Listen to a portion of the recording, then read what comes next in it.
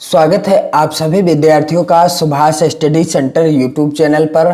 आज का यह वीडियो कक्षा 9 के विद्यार्थियों के लिए काफ़ी ज़्यादा महत्वपूर्ण होगा, क्योंकि इस वीडियो के द्वारा हम आपके साथ साझा करेंगे भारतेंदु हरिश्चंद्र जी के द्वारा रचित शीर्षक पाठ प्रेम माधुरी। और इस पाठ का जो यहाँ पर आप देख सकते हैं अगला पद्यांश यानी चौथे नंबर का पद्यांश, जो कि इस प्रकार से है। पहले बहु भांति भरोसो दियो, अब ही हम लाई मिलावत हैं। हरिश्चंद्र भरोसे रही उनके, सखियां जो हमारी कहावत हैं। अब वही जुदा हुए रही हम सो, उल्टो मिल के समझावत हैं। पहलो तो लगाए के आग अरी, जल को अब आप ही धावत हैं। इस पद्यांश का संदर्भ कैसे लिखा जाएगा, इसकी व्याख्या क्या हो जाएगी और काव्यगत सौंदर्य कैसे लिखा जाएगा, आज के इस वीडियो में हम आपको सब कुछ बताएंगे। और व्याख्या हम आपको इस पद्यांश की ऐसी बताएंगे कि आप जीवन भर चाह कर भी नहीं भूल पाएंगे। तो चलिए स्टार्ट करते हैं। उससे पहले यदि आपने इस पाठ का जो पहला पद्यांश है, दूसरा पद्यांश है और तीसरा पद्यांश है, इन तीनों पद्यांशों से रिलेटेड वीडियो ना देखा हो तो आपको चैनल की प्लेलिस्ट में मिल जाएंगे, अथवा इस वीडियो के डिस्क्रिप्शन बॉक्स में आपको उसकी लिंक मिल जाएगी। आप देख सकते हैं और अपनी विधिवत तैयारी कर सकते हैं बोर्ड परीक्षा की और आगामी अर्धवार्षिक परीक्षा की। तो इस पद्यांश का आप संदर्भ कैसे लिखेंगे, सबसे पहले पद्यांश के प्रथम के यानी शुरुआती के शब्दों को लिख लेना है और अंतिम के शब्दों को कुछ इस तरीके से लिख लेना है। यहाँ पर आप देख सकते हैं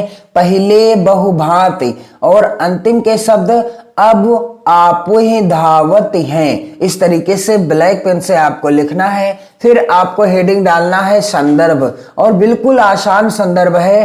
प्रस्तुत पद्यांश हमारी पाठ्य पुस्तक हिंदी के काव्य खंड में संकलित।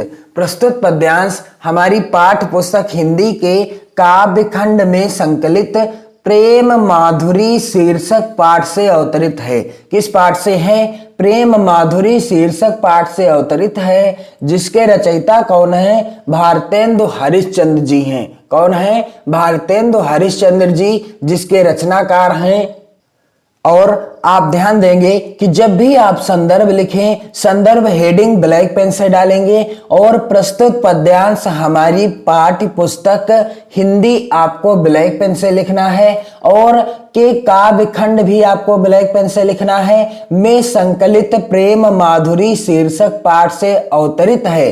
प्रेम माधुरी यानी पाठ अथवा शीर्षक का नाम भी आपको ब्लैक पेन से ही लिखना है, जिसके रचयिता कौन है? भारतेंदु हरिश्चंद्र जी हैं। रचयिता कौन है? भारतेंदु हरिश्चंद्र जी हैं। आप यह भी ध्यान देंगे कि रचयिता अथवा कवि का नाम भी ब्लैक पेन से आपको लिखना है। और यदि यह पद्यांश आपकी परीक्षा में आ जाता है तो आपको सेम इसी तरह से संदर्भ लिखना है और इसका प्रसंग क्या हो जाएगा, तो इस तरीके से आपको ब्लैक पेन से हेडिंग डालनी है प्रसंग। और प्रसंग में क्या लिखा जाता है? जो पद्यांश के अंतर्गत या जिसके बारे में पद्यांश में बताया गया हो, जिसका वर्णन किया गया हो। तो यहाँ पर इस सवैये में श्री कृष्ण के वियोग में व्याकुल, इस सवैये में श्री कृष्ण के वियोग में व्याकुल एक गोपी अपनी सखियों के समझाने पर उपालंभ दे रही है। इस सवैये में श्री कृष्ण के वियोग में व्याकुल एक गोपी अपने सखियों के द्वारा समझाने पर भी उपालंभ दे रही है। और क्या उपालंभ अर्थात उराहना दे रही है इस पद्यांश के अंतर्गत। चलिए मैं आपको इस पद्यांश की बहुत ही आसान व्याख्या बता दूं, ताकि आपको इस पद्यांश की व्याख्या रटना न पड़े। पहले बहुभांति भरोसो दियो, अब ही हम लाई मिलावत हैं। एक गोपी अपनी सखियों से कहती है कि हे सखी, पहले तो तुम हमें तरह तरह से भरोसा दिलाती थी, पहले बहु भांति भरोसो दियो, पहले तो तुम हमें तरह तरह से भरोसा दिलाती थी, अब ही हम लाई मिलावत हैं कि हम अभी श्री कृष्ण को लाकर तुमसे मिला देती हैं। पहले आप हमें क्या भरोसा दिलाती थी कि हम अभी श्री कृष्ण को लाकर तुमसे मिला देती हैं। हरिश्चंद्र भरोसे रही उनके सखियां जो हमारी कहावत हैं। क्या हो जाएगी व्याख्या कि मैं तो उन सखियों के भरोसे थी जो मेरी अपनी सखियां कहलाती हैं, परंतु क्या हुआ कि हरिश्चंद्र भरोसे रही उनके सखियां जो हमारी कहावत हैं कि जो मेरी अपनी सखियां कहलाती हैं, मैं उनके ही विश्वास पर बैठी रही। क्या हो जाएगी व्याख्या कि जो मेरी अपनी ही सखियां कहलाती हैं, सखियां जो हमारी कहावत हैं कि मैं तो जो मेरी अपनी सखियां कहलाती हैं उनके ही विश्वास पर बैठी रही, लेकिन अब वही जुदा हुए रही हमसो, उल्टो मिलके समझावत हैं। अब क्या हो रहा है कि अब वो ही हमसे जुदा हो रही हैं, अर्थात अब वह ही मुझसे अलग हो गई हैं और श्री कृष्ण को मिलाने की अपेक्षा वह उल्टा मुझे ही समझाती हैं। क्या कर रही हैं कि अब वो ही जुदा हो रही हमसे, अब वो हमसे दूर हो रही हैं, दूर हो गई हैं, उल्टो मिलके समझावत हैं। क्या कहती हैं कि अब आपका श्री कृष्ण के साथ मिलाप नहीं हो सकता। अब वो ही हमें समझा रही हैं कि अब श्री कृष्ण से मिलाप होना असंभव है, उल्टो मिलके समझावत हैं। और पहले क्या कर रही थी कि पहले कह रही थी कि हम श्री कृष्ण को आपसे तुरंत मिला देंगे, और अब क्या हो रहा है कि अब वो सभी मुझसे दूरी बना रही हैं और मुझे उल्टा समझा रही हैं कि श्री कृष्ण से तुम्हारा मिलाप नहीं हो सकता। पहले तो लगाए के आग अरी, जल को अब आपो ही धावत हैं। क्या हो जाएगी व्याख्या कि अरी सखी, इन्होंने पहले तो मेरे हृदय में प्रेम की आग भड़का दी।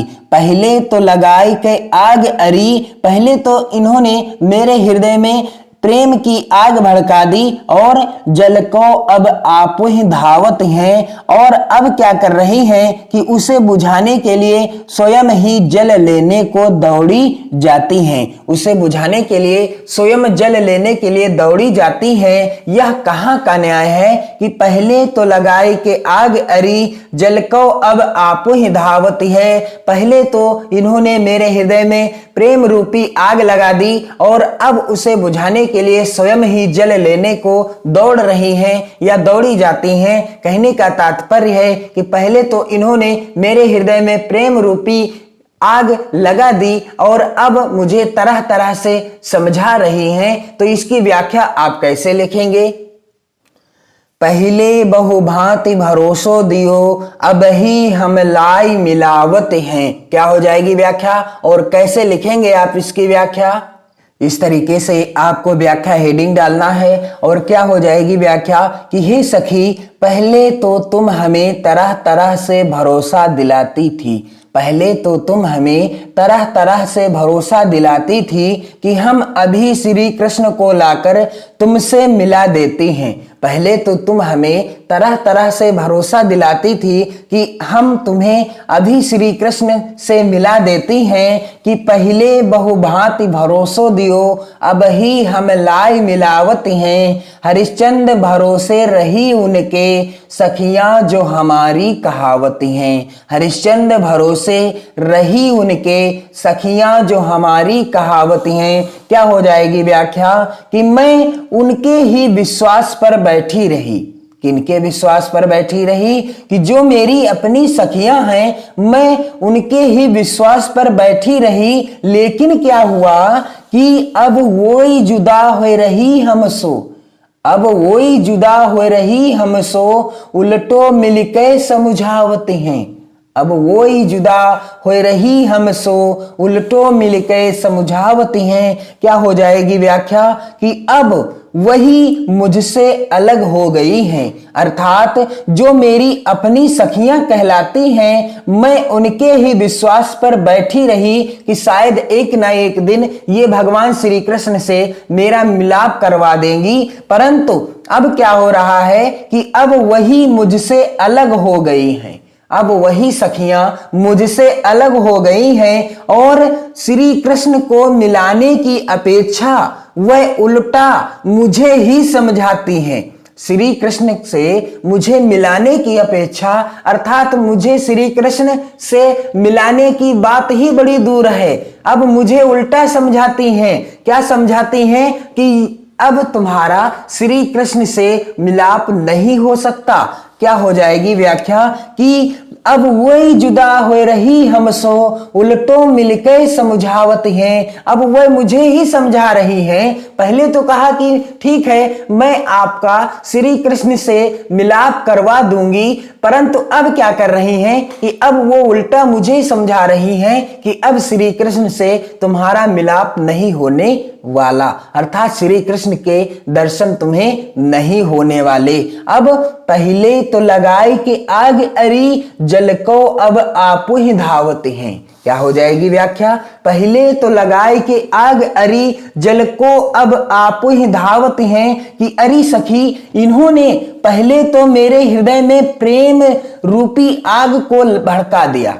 इन्होंने यानी इन सखियों ने पहले तो मेरे हृदय में प्रेम की जो आग है उसे भड़का दिया। पहले तो लगाए कि आग अरी, पहले तो लगाई के आग अरी जल को अब आपू ही धावते हैं। क्या हो जाएगी व्याख्या कि पहले तो इन्होंने मेरे हृदय में प्रेम की आग भड़का दी और अब उसे बुझाने के लिए स्वयं ही जल लेने को दौड़ी जाती हैं। यह कहाँ का न्याय है। पहले तो इन्होंने मेरे हृदय में प्रेम रूपी आग को भड़का दिया, अर्थात मेरा प्रेम जगा दिया, और अब क्या कर रही हैं कि मुझे तरह तरह से समझा रही हैं, अर्थात मेरी जो प्रेम रूपी अग्नि है इसे बुझाने के लिए जल लेने अर्थात मुझे तरह तरह से समझा रही हैं कि अब सब बेकार है, श्री कृष्ण से मिलाप तुम्हारा नहीं होने वाला। बिल्कुल आसान सी व्याख्या है। उम्मीद है आपको अच्छे से इसकी व्याख्या समझ में आ गई होगी। और इसका काव्यगत सौंदर्य कैसे लिखा जाएगा, इस तरीके से आपको ब्लैक पेन से हेडिंग डालना है काव्यगत सौंदर्य। और क्या हो जाएगा काव्यगत सौंदर्य, यहाँ कवि ने सखियों के प्रति गोपी की खींच का सुंदर चित्रण किया है। इस पद्यांश के अंतर्गत कवि भारतेंदु हरिश्चंद्र जी ने गोपी अपनी सखियों पर किस तरीके से खींच जाती है, रुष्ट हो जाती है, उसी का बड़ा ही सुंदर वर्णन किया है। अगला बिंदु है भाषा। तो इस पद्यांश की भाषा क्या है, ब्रज भाषा है। और भारतेंदु हरिश्चंद्र जी के जितने भी यहाँ पर पद्यांश दिए गए हैं आपकी पाठ्य पुस्तक प्रेम माधुरी शीर्षक पाठ में, इन सभी पद्यांशों की भाषा क्या है, ब्रज भाषा है। यह चीज आप ध्यान दीजिएगा कि इन सभी पद्यांशों की भाषा क्या है, ब्रज भाषा है। और अगला बिंदु है रस। तो यहाँ पर रस कौन सा है, विप्रलंब श्रृंगार है। और अगला बिंदु है छंद। तो यह पद्यांश किस छंद में लिखा हुआ है, सवैया छंद में लिखा हुआ है। और अगला बिंदु है अलंकार। तो इस पद्यांश के अंतर्गत किस अलंकार की अनुभूति हुई है, अर्थात यहाँ पर कौन सा अलंकार है, तो यहाँ पर अनुप्रास अलंकार है। तो कुछ इस तरीके से आप इस दिए गए पद्यांश का संदर्भ लिख सकते हैं, प्रसंग व्याख्या एवं काव्यगत सौंदर्य लिख सकते हैं और अपनी परीक्षा में बहुत ही अच्छे अंक अर्थात जो पद्यांश से रिलेटेड 8 नंबर का प्रश्न पूछा जाता है आप बिल्कुल आसानी से प्राप्त कर सकते हैं। और आपको मैंने तरीका भी बता दिया कि आपको संदर्भ कैसे लिखना है, प्रसंग व्याख्या एवं काव्यगत सौंदर्य कैसे लिखना है। तो वीडियो को आप अपने मित्रों में ज्यादा से ज्यादा शेयर करें, वीडियो को लाइक कीजिए, अपने प्यारे प्यारे कमेंट जरूर करते रहें, अपनी नोट्स भी बनाते रहें। अपनी पढ़ाई को बेहतर ढंग से करने के लिए चैनल को यदि आपने सब्सक्राइब ना किया हो तो चैनल को सब्सक्राइब कर लें, बेल आइकन को जरूर दबाएं ताकि आने वाली प्रत्येक वीडियो का नोटिफिकेशन आप तक पहुंचता रहे। पढ़ते रहें, मस्त रहें, खुश रहें, खुशियां बांटते रहें। जय हिंद।